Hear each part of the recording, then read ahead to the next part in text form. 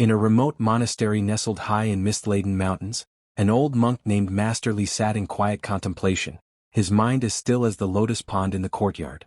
His life was dedicated to the art of inner peace, and many seekers came to him hoping to learn the secrets of controlling the mind.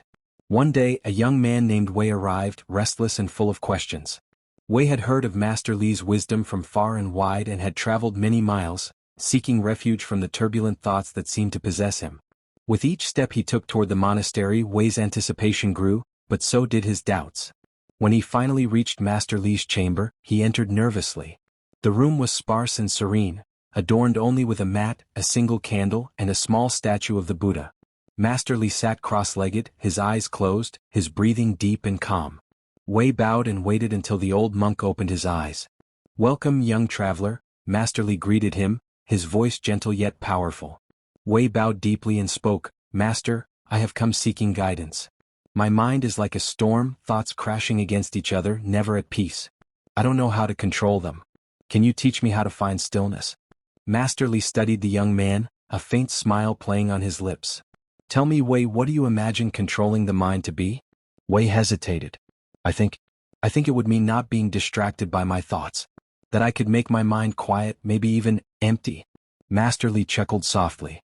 "An empty mind, like an empty cup, has its use. But control over the mind is not about silencing it completely."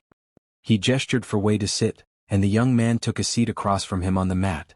"Imagine a young bird," Master Li began, "born in a nest high on a cliffside.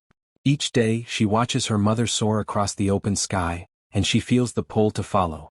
But she is afraid, so she clings tightly to the nest. The wind blows, the storms come, but she grips the twigs of her little home, fearing what lies beyond. Until one day a fierce wind blows, stronger than any before, and she is torn from her safe place." Wei listened intently, mesmerized. Falling through the air, she flails in panic.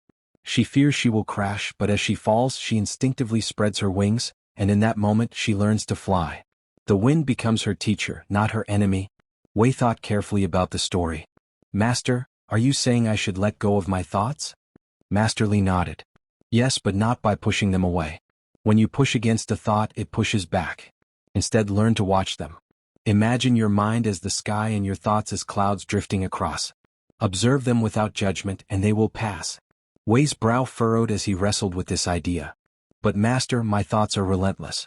No matter how I try to escape them, they return." Master Li's smile softened. "Only because you think they are you.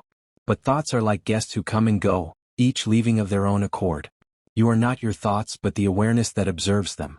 When you identify too closely with your thoughts, you become trapped in them." Wei nodded slowly.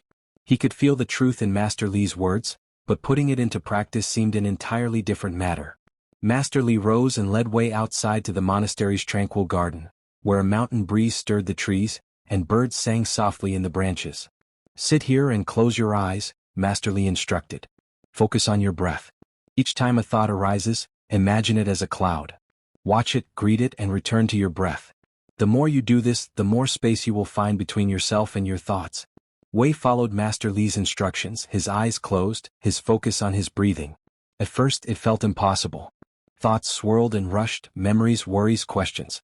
He could feel his frustration rising, but he remembered Master Li's words. He greeted each thought as it came, and gently returned his attention to his breath. Minutes passed, and Wei's thoughts began to slow, his mind settling like a pond after a stone has been dropped in. The peace he felt was brief, but in that moment he sensed the beginnings of something greater. After a time he opened his eyes, finding Master Li watching him with patient eyes. "Master, I still feel like I'm failing. I can't silence my mind." Master Li's gaze was steady, reassuring. "Control over the mind is not a battle, Wei. True mastery lies in the ability to let go and return. The more you practice, the less power your thoughts will hold over you." Wei's face softened. He could see now that controlling the mind wasn't about force or resistance, but about allowing things to be as they are, and in that allowing, finding peace. As the sun set over the mountains, Wei continued his practice, learning not to silence his mind, but to greet each thought as a passing cloud, an impermanent guest in the vastness of his awareness. Over time he realized he would find the freedom he sought, not by controlling his thoughts, but by letting go and embracing the journey, just as the bird had learned to ride the wind and fly.